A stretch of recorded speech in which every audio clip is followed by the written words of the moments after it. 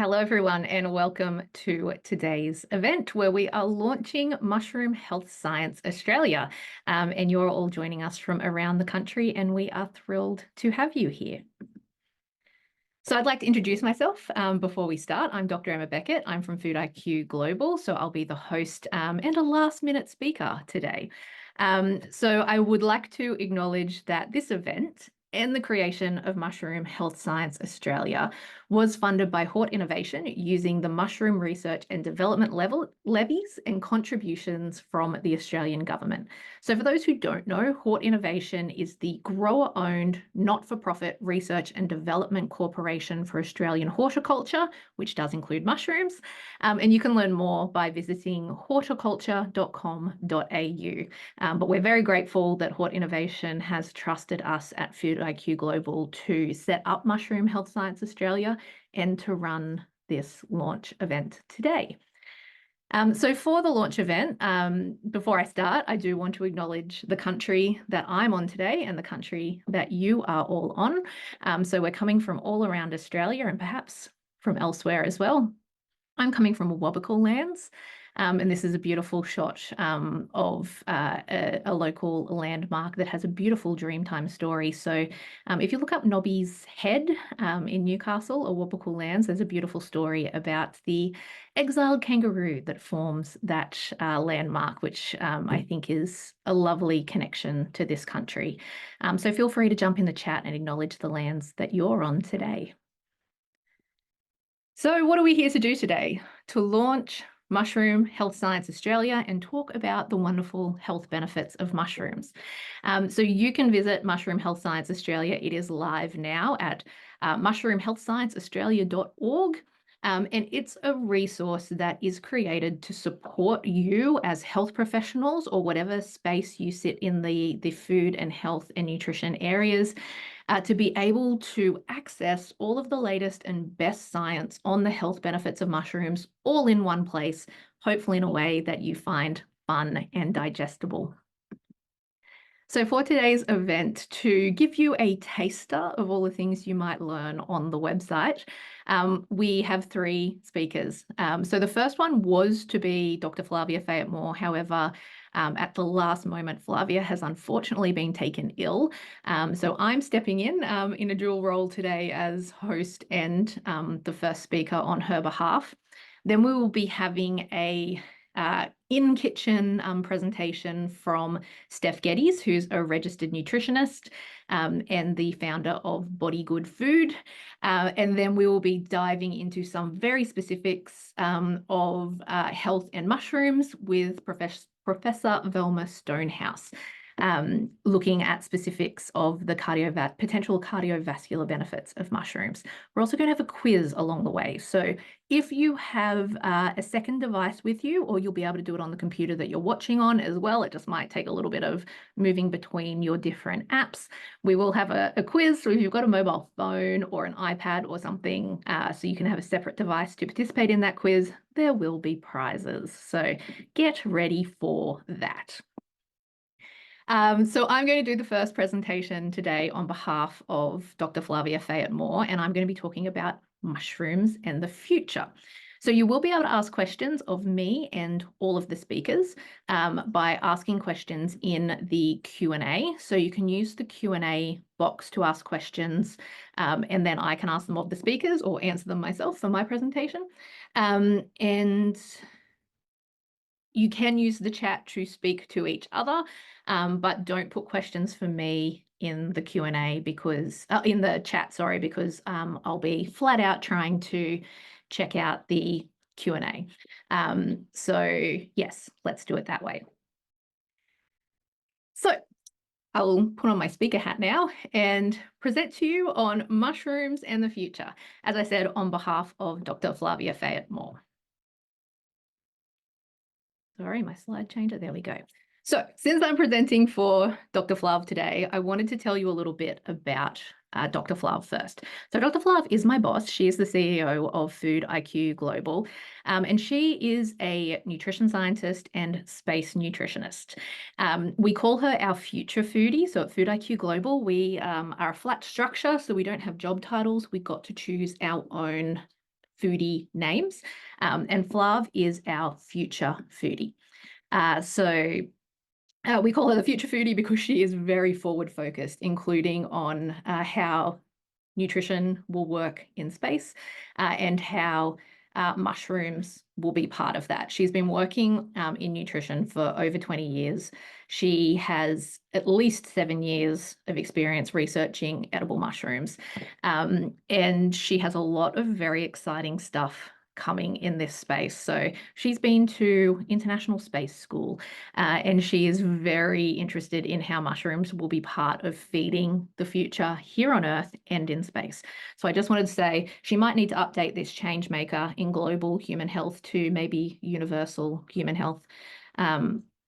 But she is doing lots of amazing things. So keep an eye out for that. And very sorry that she couldn't be here today. We weren't baiting and switching you for me. Flav really did try to be here, but unfortunately is just not well enough.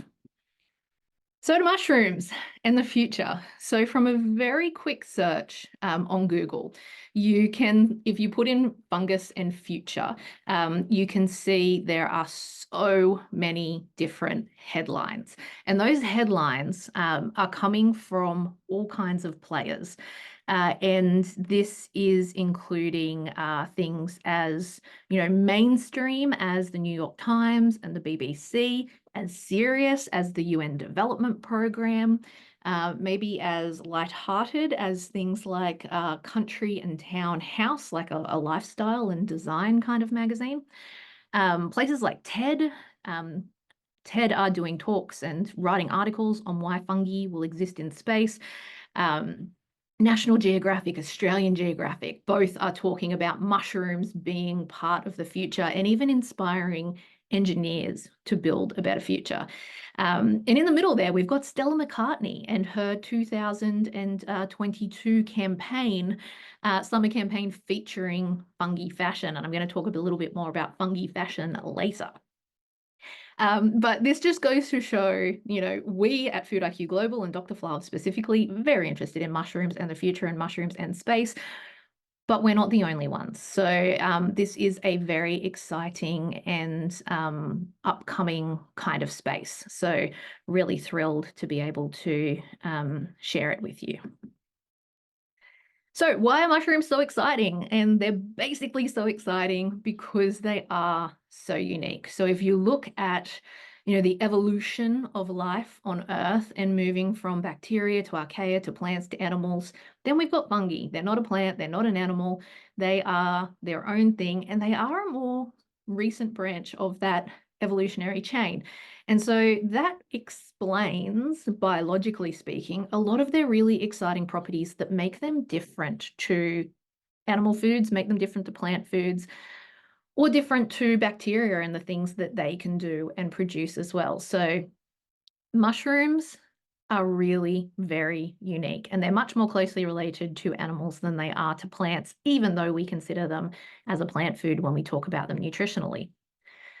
So why is this important for space? So space and the space food system is very unique in that it needs to be reliable, it needs to be usable, it needs minimum resource intensity, and it needs to be safe. Now, I say that's very unique. Those needs are very heightened in space, but we also have those same needs here on Earth. We need a reliable, usable, resource sustainable, and safe food system at all times. And when we think about food in space and on Earth, we need it to be nutritious, we need it to be stable, we need it to be tasty, palatable, and we want a variety of foods and a variety of nutrients and bioactives in those.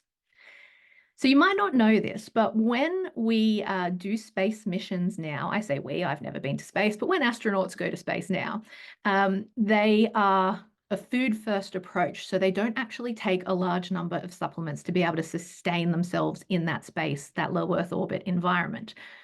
But the one supplement they do need to take is vitamin D, because there's inadequate vitamin D in the food sources that they take with them on these space missions. And this needs to be considered for future space missions, like hopefully going to Mars one day. And so right now, astronauts are supplemented with vitamin D as part of their space missions, and mushrooms could be part of solving this problem. Because you might know this already if you've been to any of the recent mushroom events or looked on the Mushroom Health Science Australia website already, but mushrooms can be a source of vitamin D because they naturally have ergosterol in their structure. And ergosterol is similar to the precursor sterol that we have in our skin. When sun hits our skin, vitamin D is synthesized, and mushrooms can do the same thing with this slightly different precursor.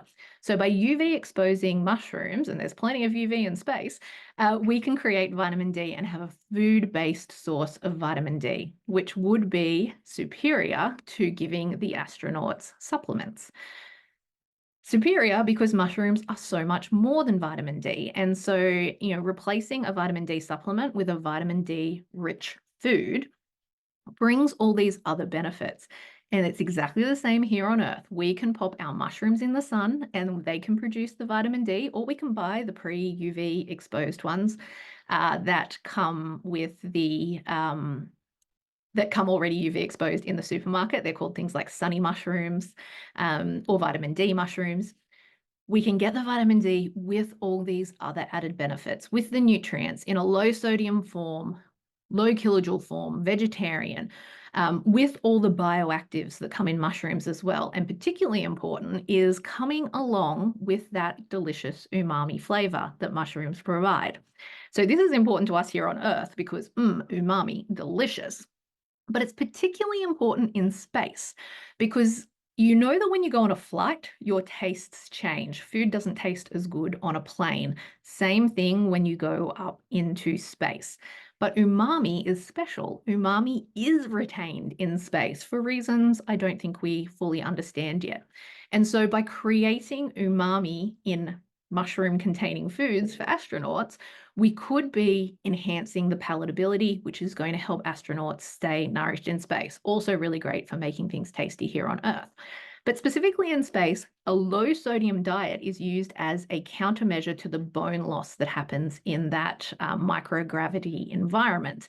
And so a low sodium diet is necessary in space. But we can see here from this quote from a NASA astronaut journal that when they found out that salt was not going to be part of the food that was being shipped to them in space, that they were not at all pleased because they need to be able to enjoy their food to eat it in space and stay nourished.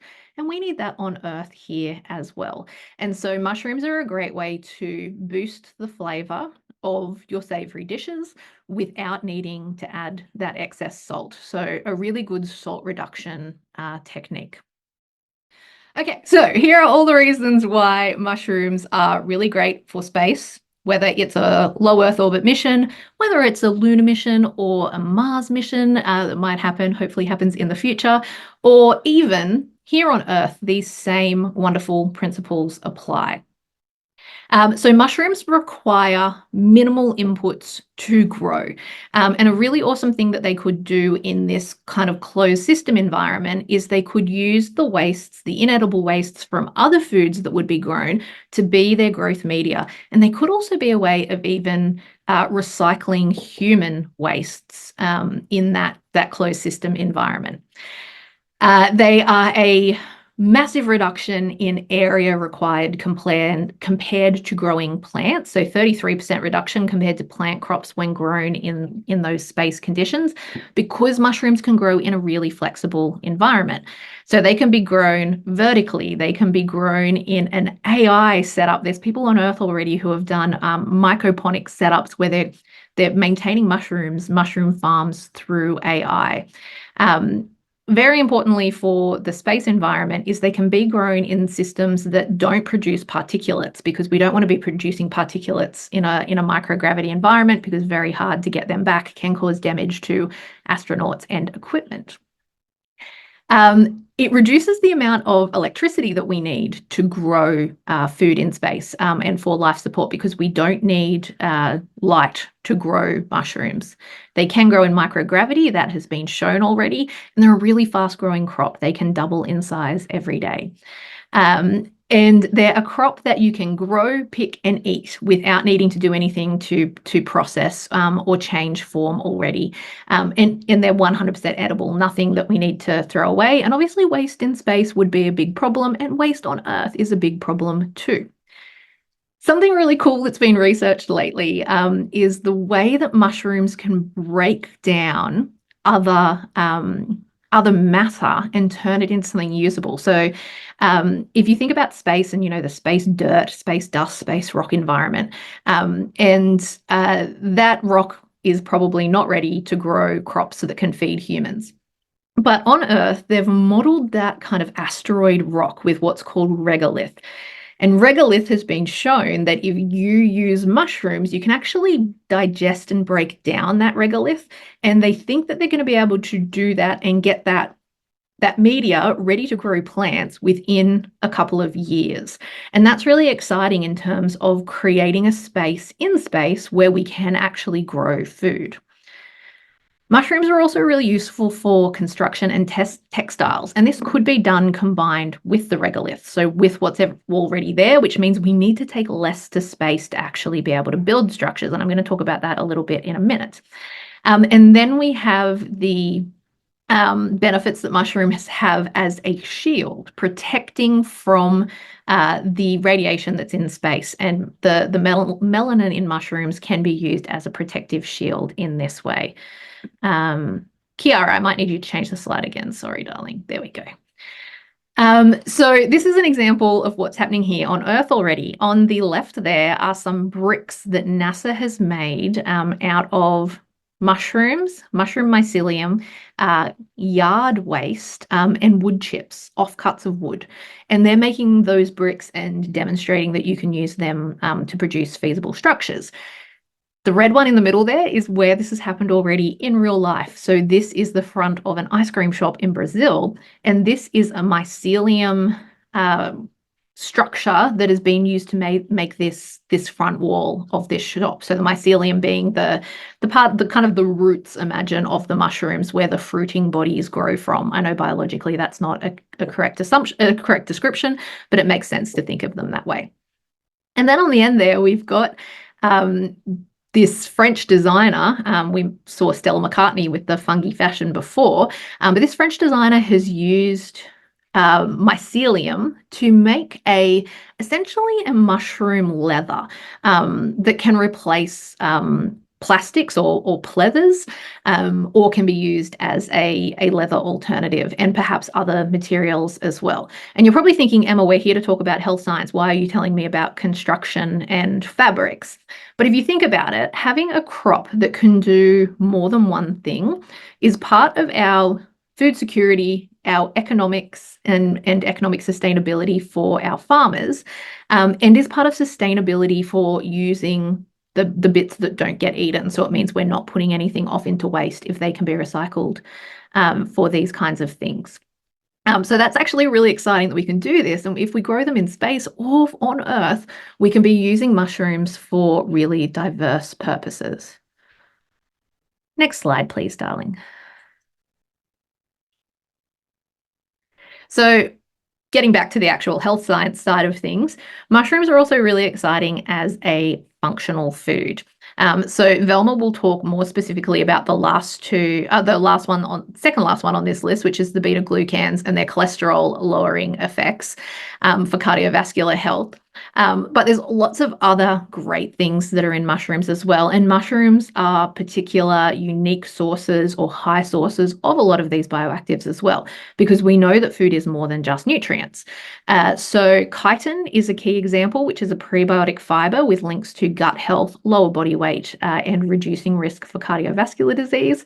Polyphenols and flavonoids, which we often think of being in, eat the rainbow, very bright colored foods. But remember, when we talk about eat the rainbow, white and mushrooms are a color as well. And the brown in the mushrooms as well is also bringing a lot of bioactives as well. So polyphenols and flavonoids being in our edible mushrooms. We also have our antioxidant bioactives and nutrients. So things like selenium and ergothioneine. So selenium, a well-known nutrient antioxidant. but also ergothioneine as an amino acid with antioxidant activity, and antioxidants obviously being very important for health promoting effects on Earth, as well as in space where that radiation needs to be countered. Ergosterol, we've already talked about with the vitamin D production, but ergosterol also, there is some evidence, emerging evidence, I will admit, from animal and cell models suggesting that ergosterol itself, even before it's converted to vitamin D, does have benefits for health, and potentially around cell membrane health, cholesterol reduction, antimicrobial, antioxidants, and anti-cancer properties, as well as potentially being part of treating liver diseases. So it's really exciting, the diversity of what's in mushrooms that comes from their uniqueness. Next slide, please, Kiara. So thank you so much. That was a bit of a whirlwind on where mushrooms might fit in the future, and I hope I was an adequate stand-in for Dr. Flavia Fayette-Moore, who could not be here today. Do connect with us at FOODiQ Global if you would like to learn more about mushrooms in the future, as well as Mushroom Health Science Australia, of course. Now, I did say you could ask me questions at the end, but I'm obviously having some problems with my Zoom controls at the moment. So I think what we will do is go straight to Steph in the kitchen, if we may, Kiara. Steph has a talk for us straight from her beautiful kitchen on all the wonderful culinary benefits of mushrooms and some great tips on how you can use them. Take it away, Steph. Thank you, Emma, and hello, everybody. I'm so excited to be here with you today. Mushrooms have been one of my favorite foods forever, and it's known in my family that if we're heading out to a restaurant, I'm generally always choosing the meal that has mushrooms in it. And the more I learn about them, the more I love them. So I'm just really excited to be here with you today and show you some of my favorite ways that we can get the whole family embracing mushrooms.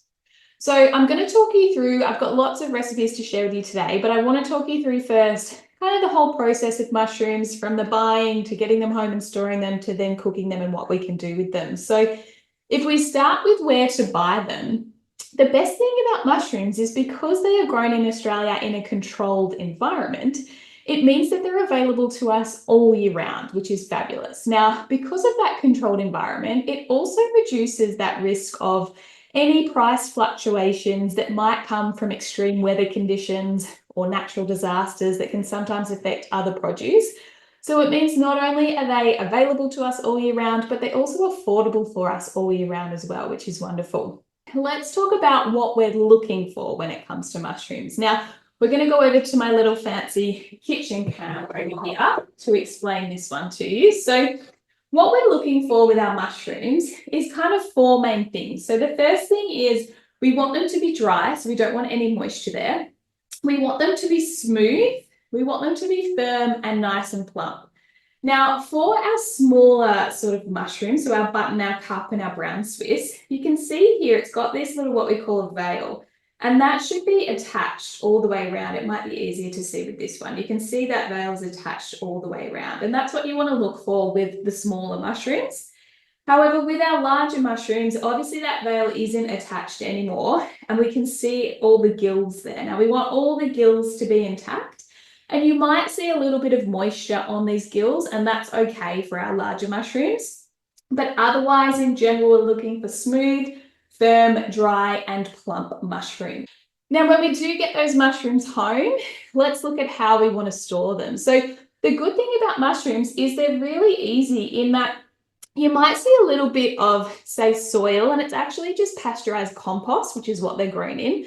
So it's not harmful, but obviously it's not something we want to be eating. So we don't need to wash our mushrooms with water. If it does have any of that pasteurized compost still on it, just get a little pastry brush or maybe just a bit of paper towel and just give it a sort of light rub to get off any of that compost that might still be on there.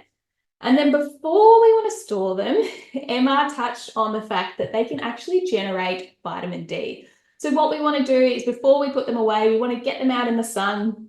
I find it's best just to do all of your mushrooms when you get them home from the shops, because then you don't have to think about it every time you go to cook a meal during the week. And because it can retain that vitamin D for up to 8 days, it means that we can do it all at once. And you want to put them outside with the gills facing up So gill spacing up like this, or they can be sliced to increase the surface area. Put them outside for at least 15 minutes, let them do their thing and generate that vitamin D. And then, as I said, it will retain that for up to 8 days. So once you've done that, put them back in your paper bag, or if you did happen to buy them in a plastic or something else, it's best to get rid of that and maybe wrap them in some paper towel so it's still breathable.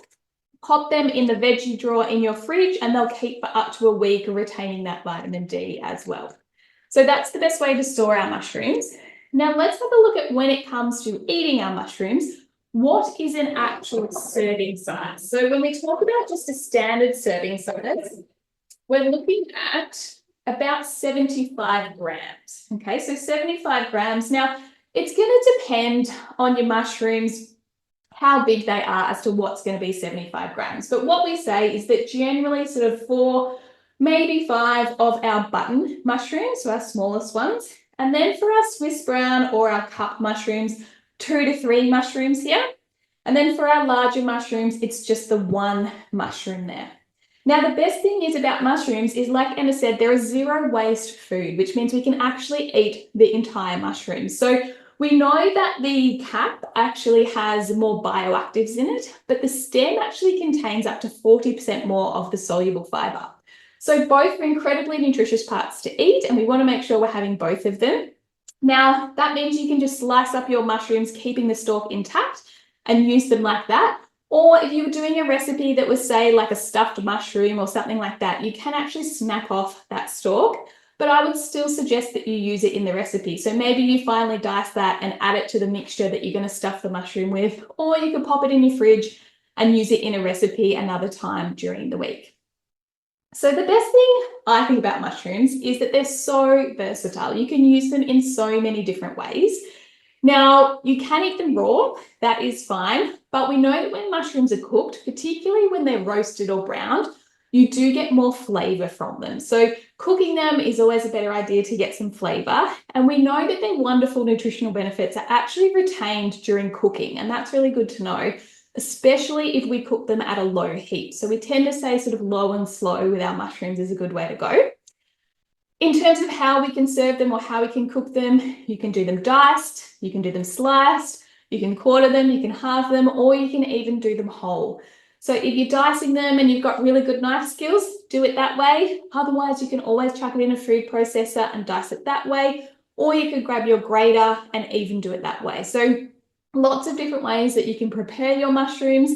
And the other thing in terms of versatility is that they're appropriate for so many different kinds of diets. So for any practitioners out there who might have clients on different types of diets, maybe it's a DASH diet, Mediterranean, maybe it's gluten-free, it's appropriate for all kinds of different diets. And if you're after a resource for that, there's a really good resource on the Mushroom Health Science Australia website. You can download the PDF and it's got all the different diets and how mushrooms can be incorporated into all of them.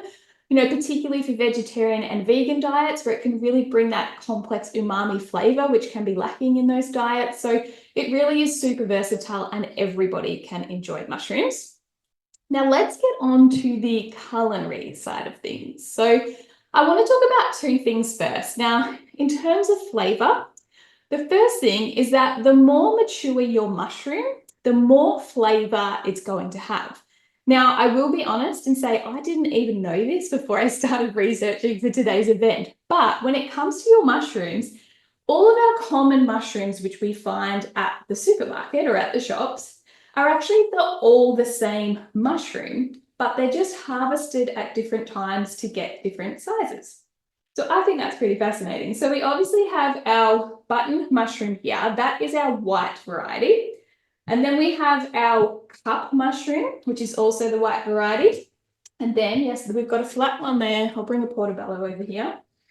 And then we have, so this side here is all our white variety of the mushroom, and this side is our brown. So our Swiss brown mushroom and then our portobello. So in terms of the white variety, the button is harvested first for a smaller mushroom.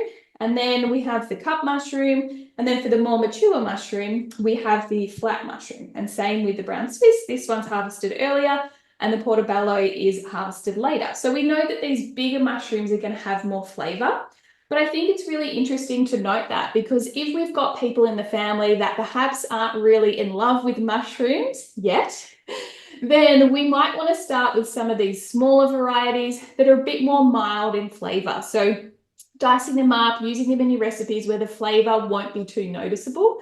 But then for those mushroom lovers, then we can really embrace the bigger, more mature mushrooms to get more flavour out of them. Now, another trick when it comes to getting the most flavour out of your mushrooms is something I want to talk about in regards to sautéing mushrooms. So, yeah, when it comes to sautéing mushrooms, I think it's a pretty common way that people prepare their mushrooms. You know, there's so many ways you can serve them. You can serve them with your eggs for breakfast. You can put them in a wrap or a toasty for lunch. You can put them on a butter bowl for dinner. You can even just serve them on their own as a side with other things to serve alongside it. You know, you've got some sauteed mushrooms. You could add some goat's cheese and pine nuts, or do it with some Parmesan cheese and thyme. There's so many different ways you can do it. But when it comes to sauteing your mushrooms, there's a little bit of a trick. So when you add your mushrooms into the pan, if you add your fat straight away, so that might be an extra virgin olive oil or a butter or a ghee, whatever you've decided to cook with, if you add that straight away, what actually happens is, because mushrooms have such a high water content, that water will start to come out, and the water actually lowers the temperature of the fat, meaning that it can't get to the high temperature it needs to actually have that browning effect. So instead, what we want to do is add the mushrooms in, and we want to add them in dry to start with. Once you start cooking them off dry, you'll start to see their water coming out, and that water will start to evaporate. Once that's happened, then you go in with your fat. Then it can reach that high temperature where you can really get that browning effect, because we know that that browning effect or that roasting is where we bring out that maximum, that beautiful umami flavor. So I just want to show you an example. Now, this was done this morning, so they're not super fresh and it might be hard for you to tell, but this is 2 examples of the sauteed mushrooms that I'm talking about. So this one here, you can see that there's not a lot of browning going on. Yes, they are cooked. They would still be delicious, but you can see it's more of kind of like a grey colour. There's not a lot of vibrancy, not looking super delicious there. So that was the one where I added the fat straight away. Both of these options were cooked for about 8 minutes. Now this one here, you can see that there's much more of that sort of browning going on, particularly on all the edges of the mushrooms. And there's a much more sort of darker color there. So you can see that browning and roasting effect has really happened there. And that was when the fat was added afterwards. So that's just a little tip for you to get a bit more flavor out of your mushrooms.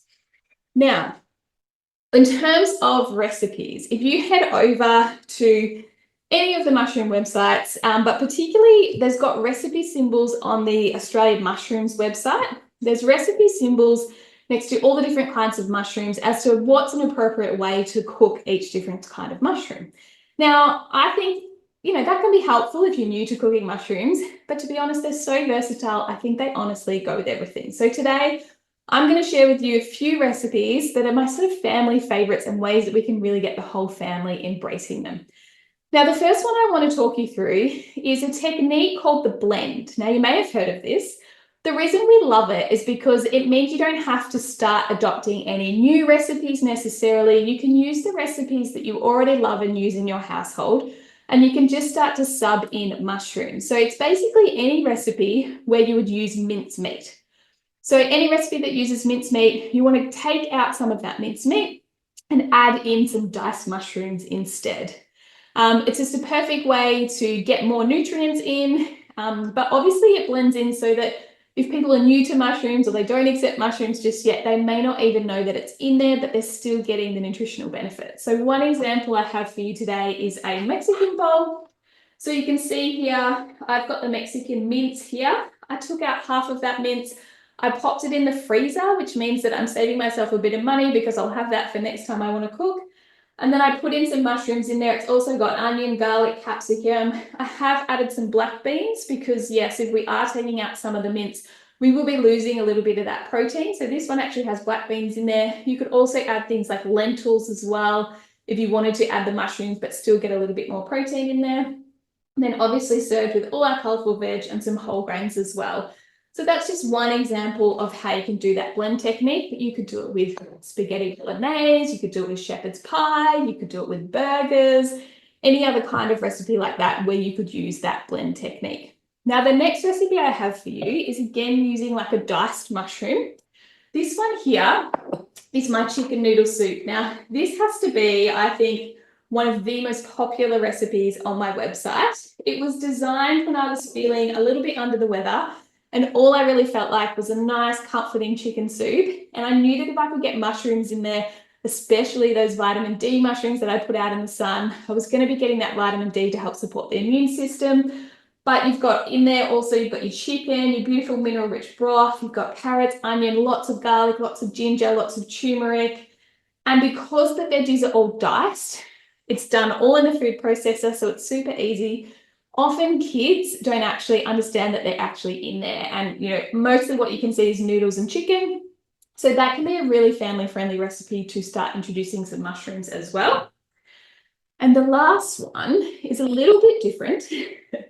You may not have seen this before, but these are mushroom brownies. Now, I know you're probably thinking, oh gosh, beetroot and brownies, black bean and brownies, chickpeas and brownies, what else can we possibly add to brownies?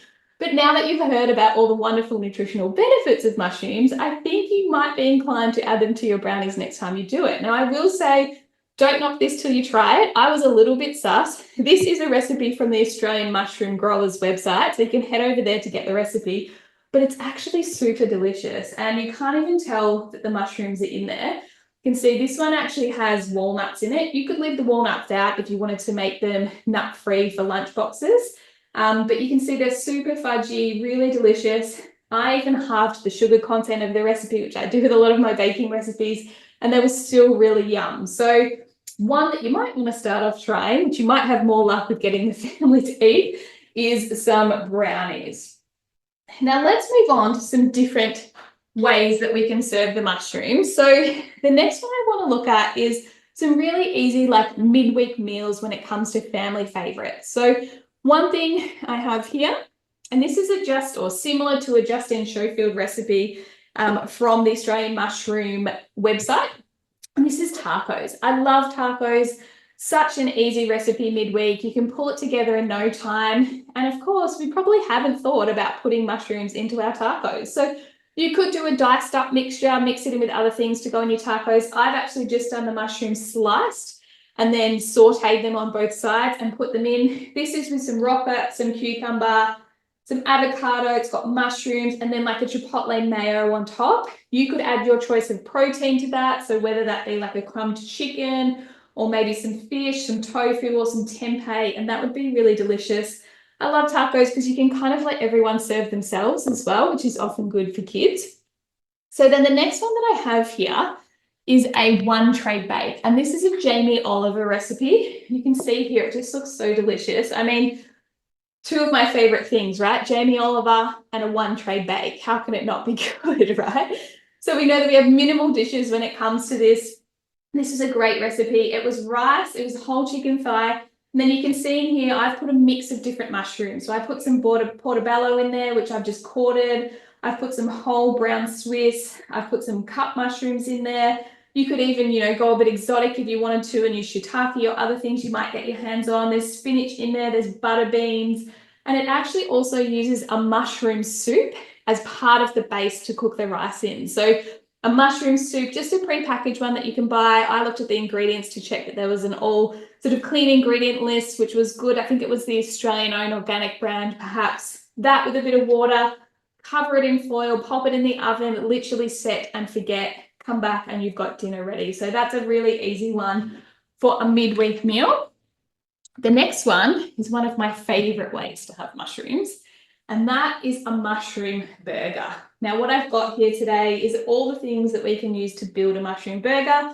Of course, another great one to do with the family where kids can serve themselves. It means they have a bit of control over what they're serving themselves, and they do tend to be a little bit less fussy if they can choose what they're having. So you can put out all kinds of different ingredients, but as an example of what I'm showing you today, I've got a whole grain bread roll here. Let's just build it while we're here. We've got that. We've got halloumi. I had some lettuce from the garden there, then halloumi, and then we've got our mushroom. Let's go on with some avocado. And then I've also got some caramelized or balsamic caramelized onions there.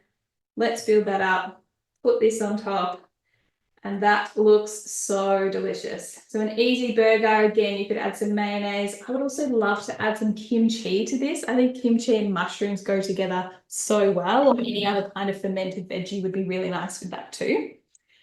And so after our family-friendly recipes, I now want to focus a little bit more on kids specifically, because we know that with kids, they can be fussy, they go through phases.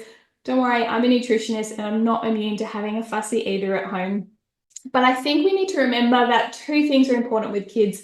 Exposure is one, and also making food fun is another one. So I want to show you a couple of ways that you can start introducing or exposing your kids to mushrooms that's a little bit more fun, and doesn't mean that they have to be confronted with trying a mushroom at the table. It might just be playing around with mushrooms, getting used to them, you know, showing them at the supermarket, getting them to unpack them, tell them about how we sunbake our mushrooms. My kids always find that so funny that I like to sunbake my mushrooms and then we put them back in the fridge. But here's a few ways that we can get a bit creative. One of them is doing it with skewers. Okay, so making a skewer, changing it up with some mushrooms and some different ingredients that they already accept and love. You can just pop that on the barbecue and cook it away. Then we have, now look, I like being in the kitchen, but I'm not a craft mum, so don't come at me for my animal phases. But hopefully you can see there, we've got a bit of a monkey there, you know, making faces with them, getting creative, getting them to just play with the food before they even have to start trying to eat them or taste them or anything like that. Then I've also done a crispy air fryer mushroom. So what I've done here is coated the mushroom. I cut it in half. I coated it in an egg wash, and then I coated it in a wholemeal breadcrumb mix. I popped that in the air fryer 180 for 10 minutes, and it made it super crispy on the outside. I know for me, that would be a big tick for my son because he has a few sensory challenges and he loves crunchy things. So mushrooms can be a bit of a difficult texture for some people, but if we can try and do it in different ways, they might accept it with textures that they love.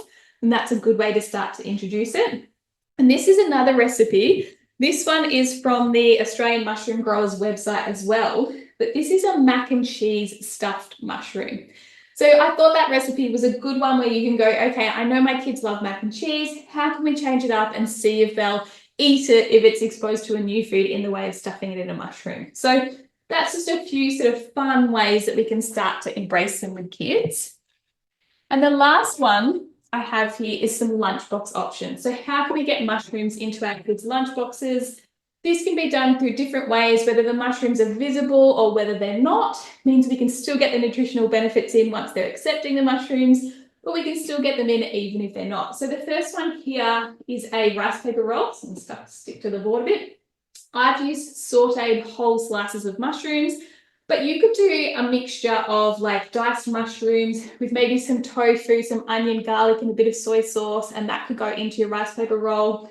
A pizza is always such an easy one. I know this is a guarantee for getting mushrooms into my kids. We dice it up finely with some onion, some capsicum, tomato paste on the bottom, cheese on top, and that's so simple. Pizza is also delicious cold, arguably even more delicious cold, so they can take it in their lunchbox the next day. These are some little scrolls. So these ones are pesto, feta, and mushrooms. So this is a good one, super easy to make just with some puff pastry and can be taken in a lunchbox. And then we have a little frittata here as well. And this one was a mushroom, thyme, and some Parmesan cheese. So they're just a few different ways. Hopefully it's given you some ideas about how you can start to embrace mushrooms in your family. And remembering that we can start with the more mild ones and build up to the more flavour mature mushrooms when we're ready for it. So thank you for joining me today. I couldn't actually see in the chat if there were any questions. So if Emma has any for me, she can ask away, or we can always do them later on as well.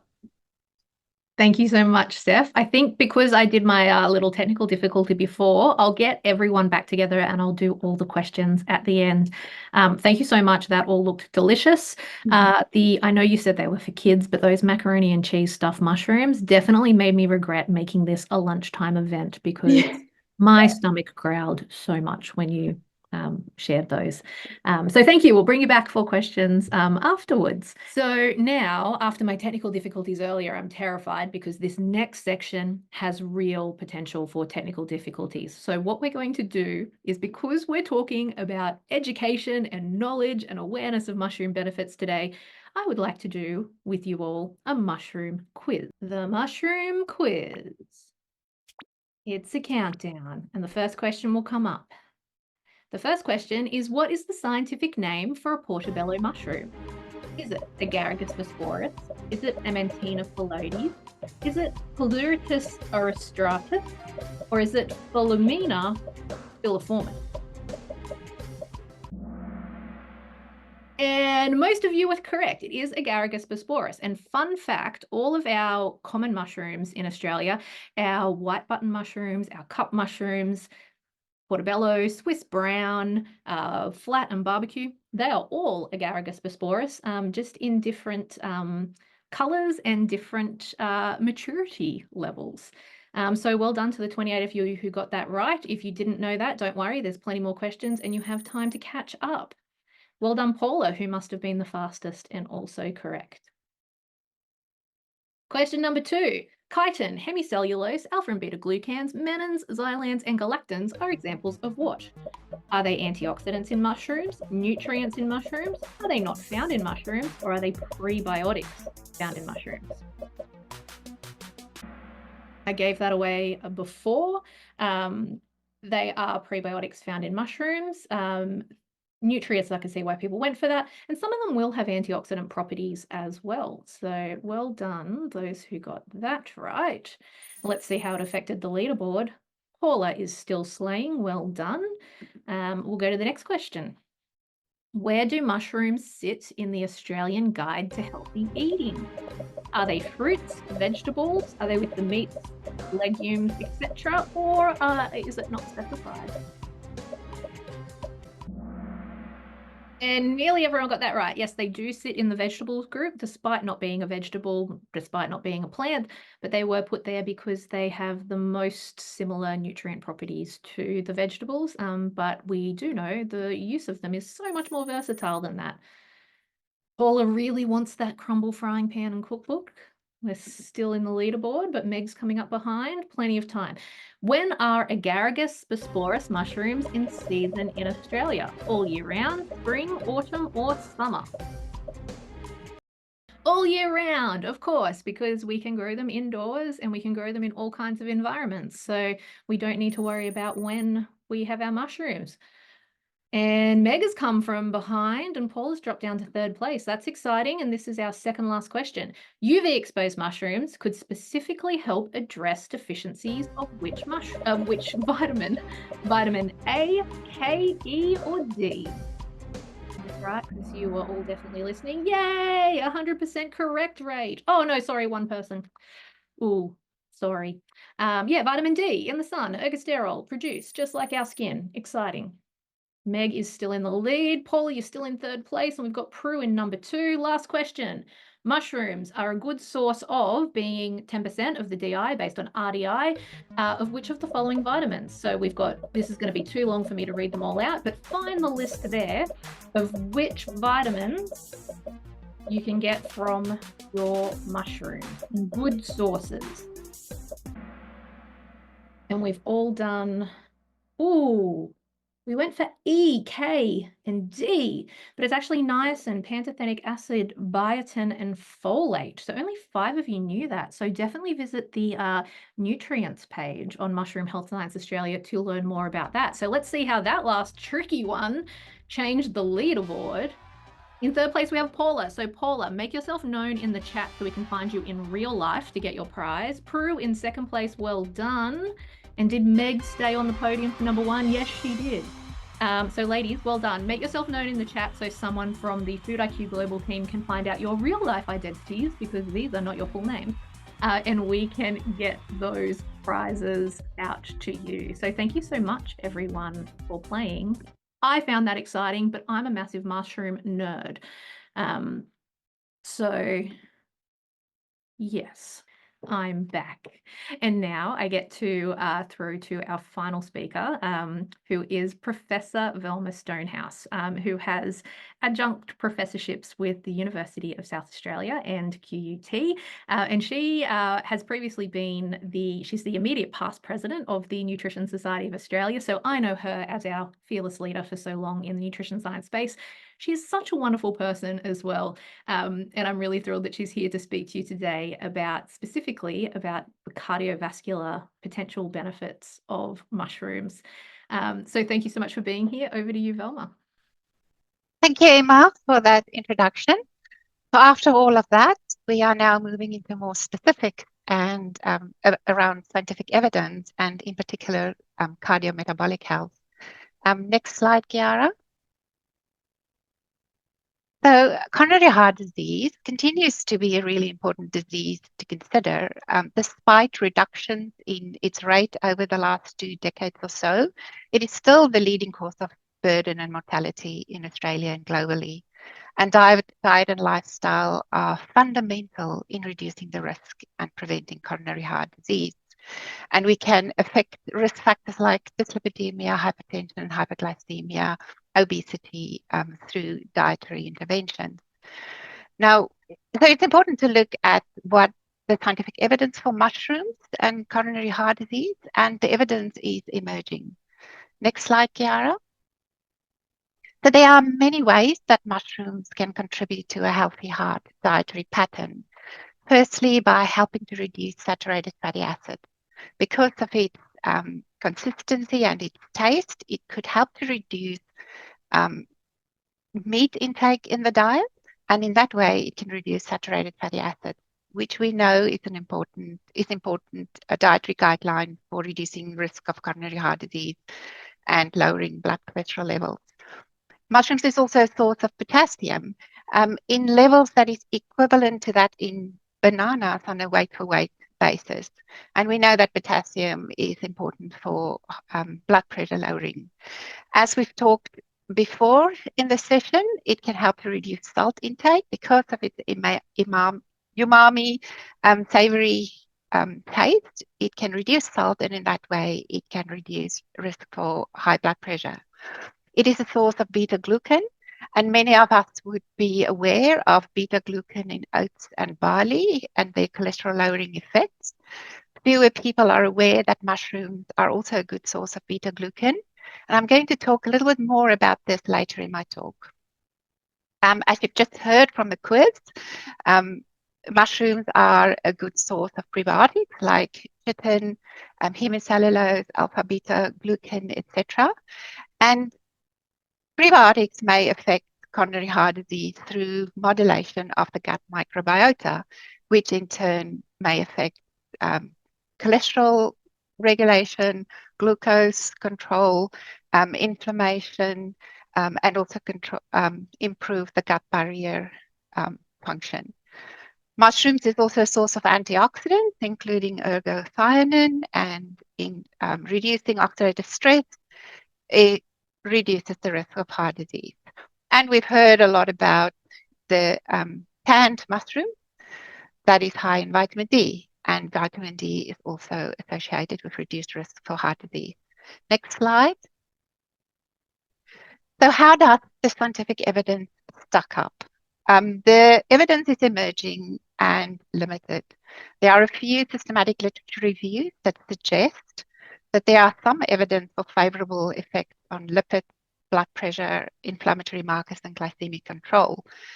There are limited observational studies, and in many cases, the observational studies weren't, or the associations between mushrooms and heart disease weren't planned prospectively, resulting in intake measures that do not provide the information that we need to be able to investigate this.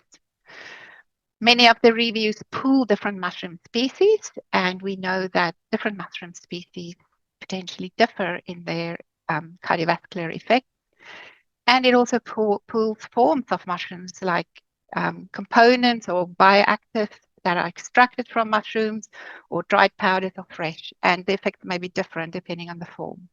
Most of these studies are animal and cell-based studies, with very few clinical trials, and several are of low quality. So in general, the strength of the evidence is weak because it is inconsistent, insufficient, and of poor quality. Next slide.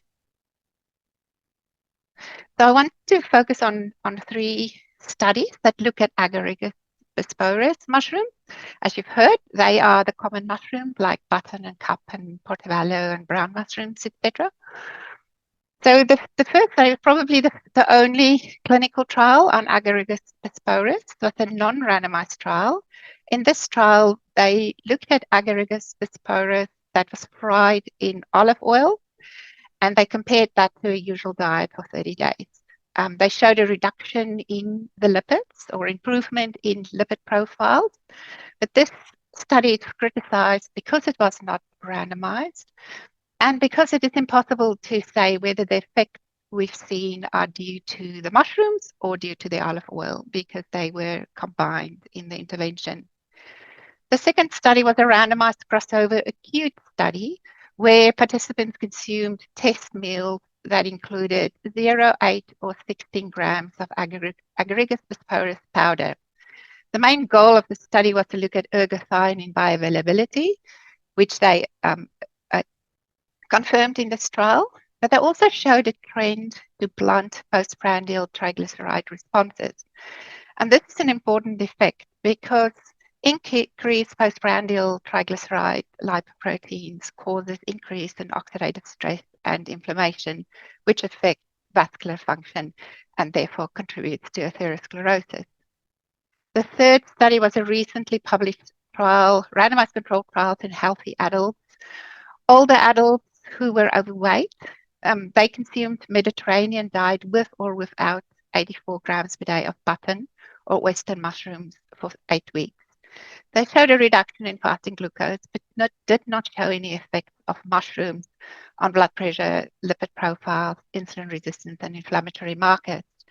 It's important to note that this study included healthy people, so people who had healthy cardiometabolic profiles at the start of the study, and it's almost impossible to improve a level that's already healthy in a period of 8 weeks. And the amount of mushrooms were probably also too small to show an independent effect in only 8 weeks' time. Next slide. So this brought us to the project we conducted at CSIRO looking at mushrooms and LDL cholesterol lowering.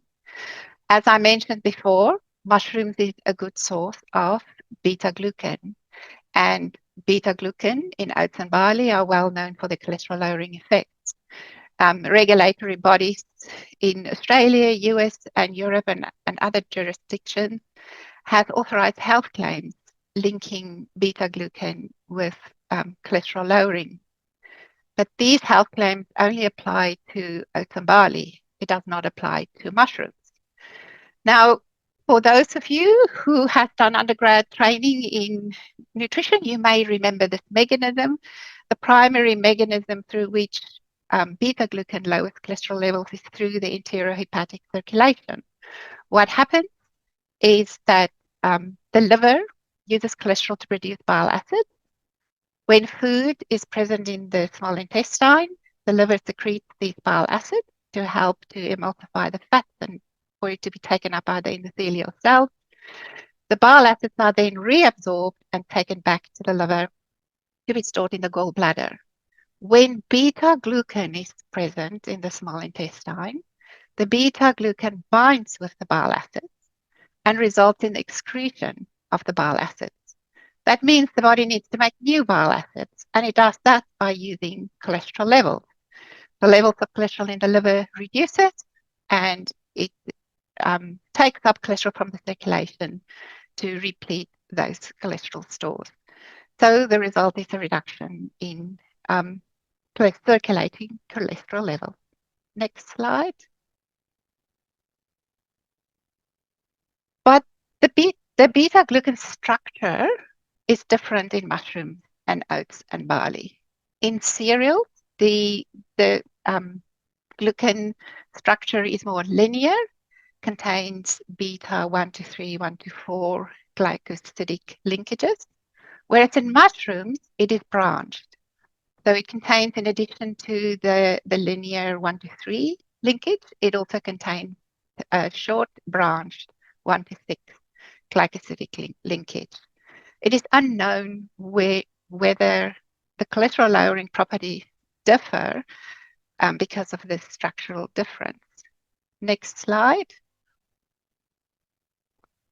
So this is what we wanted to investigate in our project that was funded by the Hort Innovation Mushroom Innovation Fund. This, we aim to build the scientific evidence for cholesterol lowering effects of Agaricus bisporus mushrooms. This project was planned in 2 phases. The first phase was an in vitro study where we compared mushrooms with oats, and we quantified the beta-glucan content of Australian mushrooms. And secondly, we evaluated the bile acid binding capacity of mushrooms. So as I said in my previous slide, this is the primary cholesterol lowering mechanism for beta-glucan. Unfortunately, the randomized control trial was not undertaken. And also just noting that this phase 1 result has been published in the Food and Function Journal. Next slide. So what did we do? We analyzed the beta-glucan in freeze-dried, raw, and cooked mushrooms. And we looked at boiling and frying. Boiling resembles mushrooms added to risottos, for example, or stews. And of course, frying is a popular way of cooking your mushrooms. We looked at Agaricus bisporus button cup flat and brown mushrooms.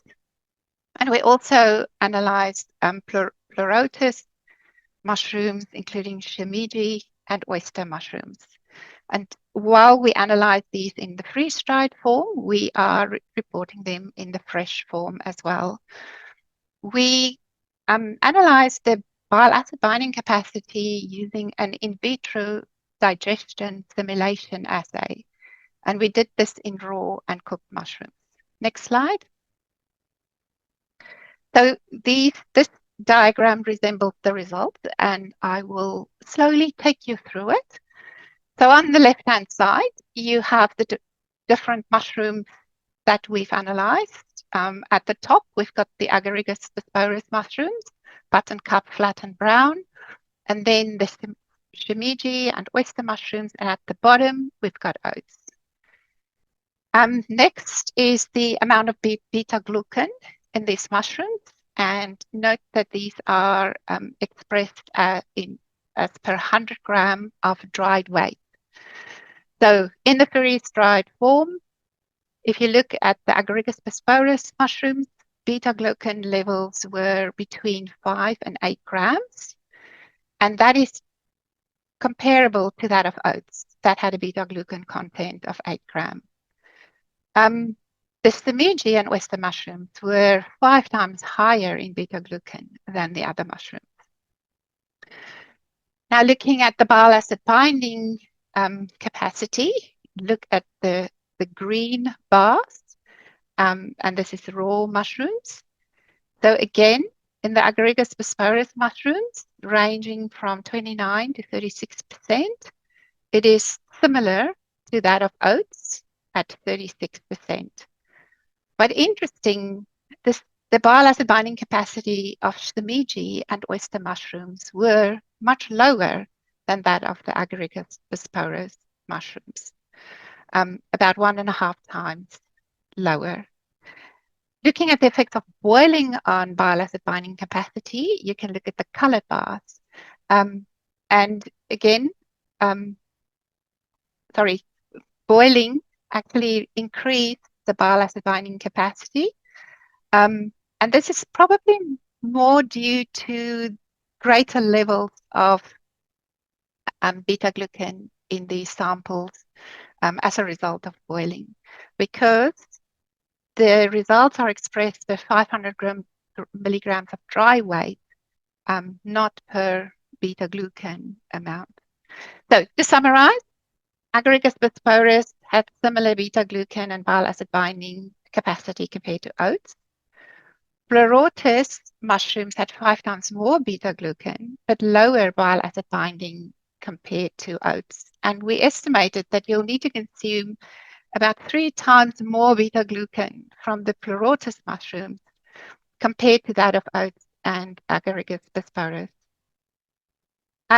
What was not shown in this diagram was that boiling, but not frying, increased beta-glucan levels in some mushrooms by 3 to 7%. Cooking increased bile binding capacity. But what is very important to remember is that these results are per the dried weight. Mushrooms are high in moisture content, 88 to 93%, which requires a larger intake in its fresh form. Next slide. And maybe also go to the next one, just to save a bit of time. So, while we are still needing more evidence, incorporating there's many reasons for incorporating mushrooms into a healthy diet. Sorry.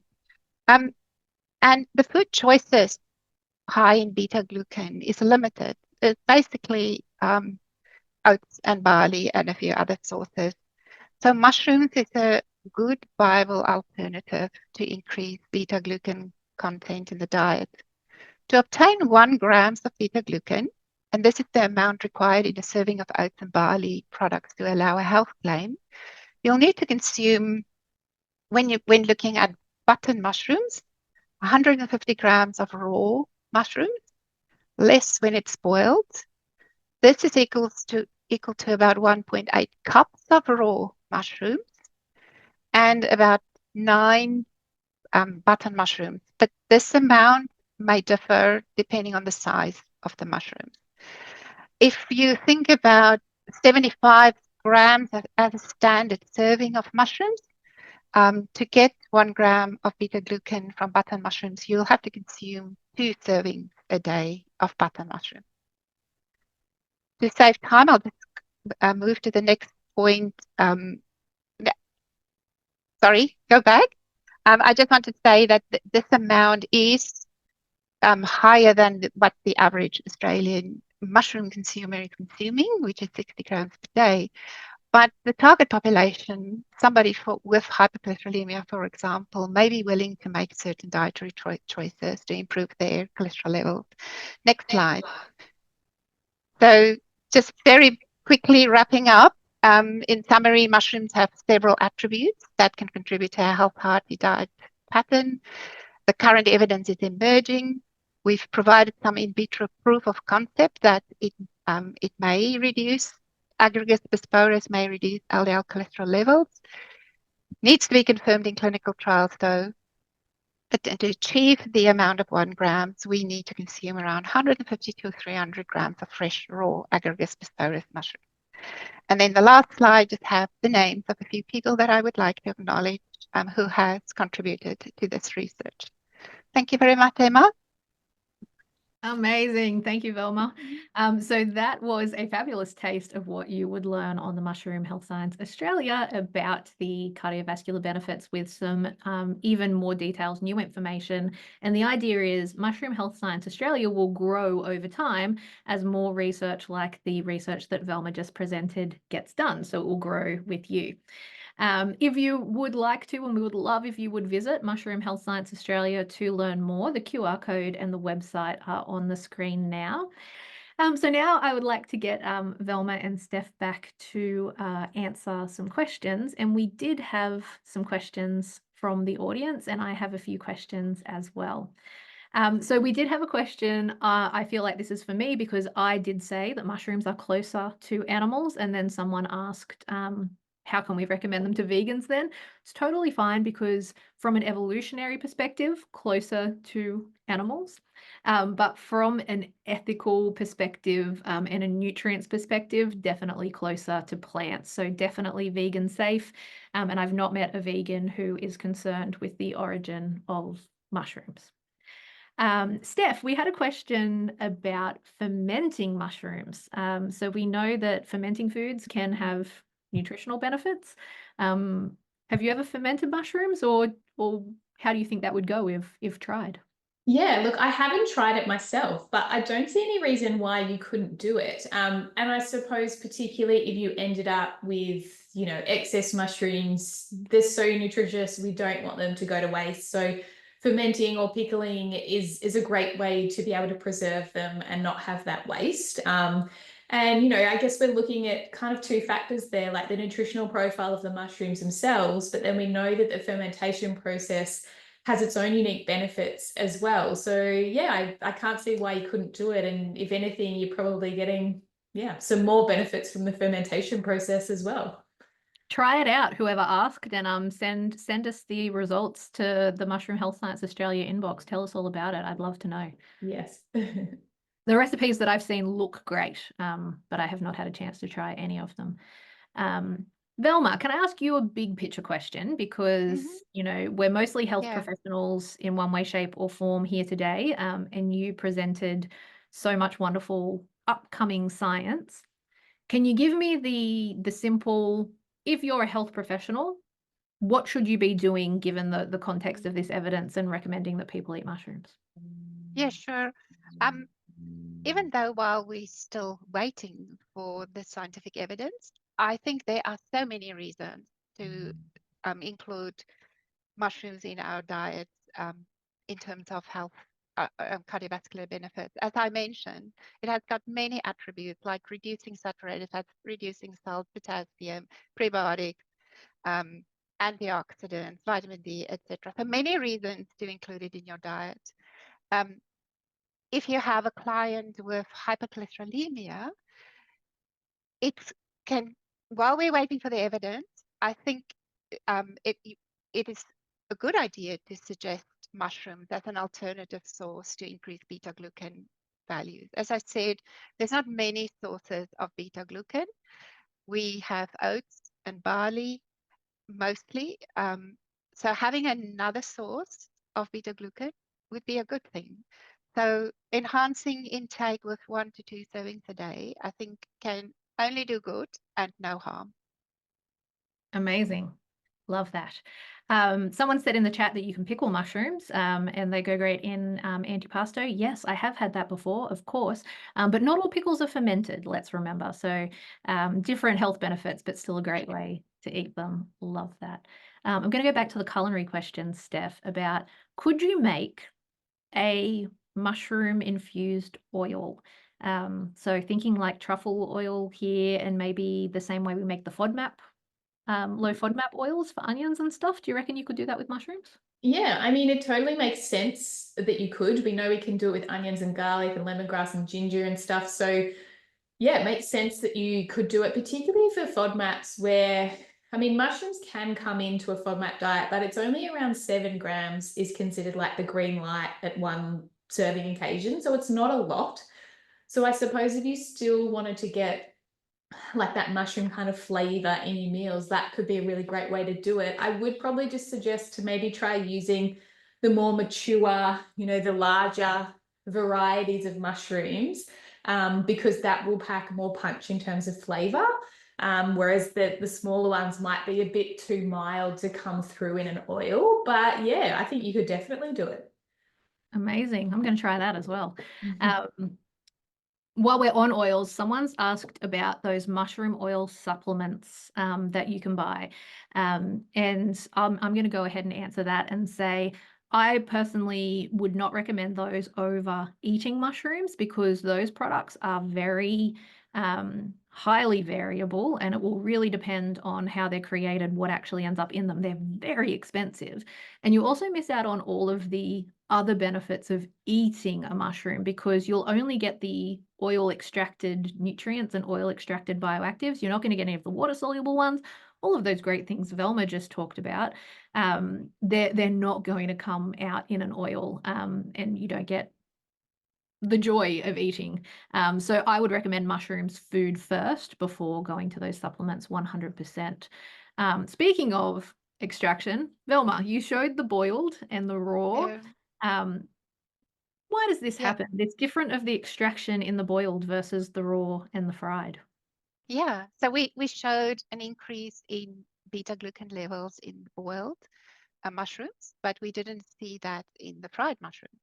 And the main reason for that is that boiling in a water medium breaks down the cell walls of the mushroom, which then results in leaching out of the components out of the mushrooms. Whereas in frying, you don't get that. Frying does not break down the walls in a similar way. And also, I guess it's because it's a fat medium versus a water-soluble medium. That's it. So it might be you can increase your beta glucan levels by boiling your mushrooms or adding it to foods like stews and risottos, etc. Amazing. And Steph, this could fit in with the wet frying method for cooking, right? Because if you're doing it in water first, that has the culinary benefit, but could be doing exactly what Velma says, but in the fried, right? Yes, totally. So yeah, there is a technique called the wet fry where I sort of talked about how if you put mushrooms in dry, they will start to release some of their own water, but you can actually add a bit of water. So it almost has that like boiling effect to begin with. And then once that water has evaporated, that's where then, you're getting the nutritional benefits there, but then you can go in with your fat and then you can start to get the flavor benefits of doing both. So yeah, the wet fry could be a good option for that. We might need to get some other scientists onto this and compare dry fry to wet fry for nutritional and bioactive benefits. That would be very interesting. We also had a question about variety of mushrooms. And we focused on the Australian grown cultivated mushrooms, Agaricus Bisporus, today. For me, that's when we're foodies, we're very interested in the exotic mushrooms. But for me, most Australians are not eating enough fruits and vegetables, and I know not technically a fruit or a vegetable. Most Australians are not eating to the Australian dietary guidelines. And for me, the Agaricus Bisporus, whether they're the big portobellos or whether they're grated up or whether they're the cup or the Swiss brown, they're more your entry-level mushrooms that everyone can work with. Do you agree, Steph, that they're a more user-friendly, they're very user-friendly, hard to go wrong with when you cook mushroom? Yeah, absolutely. And I think too, as you said, it's that initial barrier of people not being familiar with their ingredients. And, our common Aussie mushrooms, people are already familiar with it. Yes, it might be a step up for them to start cooking with them, but let's start with what they're familiar with first. And of course, our foodies, like I would say my favorite mushroom is actually a lion's mane mushroom. But if anyone's actually seen what a lion's mane looks like, I think that would be pretty confronting for people to have to try and cook with that straight up. So I think if we can at least just get the common mushrooms in people's households, and then once they realize how easy and delicious they are, then they have the opportunity to explore the other varieties as well. Velma, did you want to add something there?